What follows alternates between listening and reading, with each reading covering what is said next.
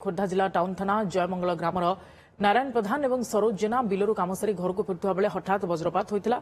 वज्राघात जो घटनास्थल में उभयंकर मृत्यु होती। राति हेबा परे उभयंक परिवार खोजाखोजी करने पर नारायण और सरोज बिल निकट में पड़ता देखा पाई। उभय को खोर्धा जिला मुख्य चिकित्सालय को आनी डाक्तर से मृत घोषणा करते। आज खबर पाई जटणी विधायक विभूति बलवंत राय डाक्तखाना पहुंची शोक संतप्त परिवार वर्ग को समवेदना जणाइबा सहित शव व्यवच्छेद कराइबार व्यवस्था करछन्ति।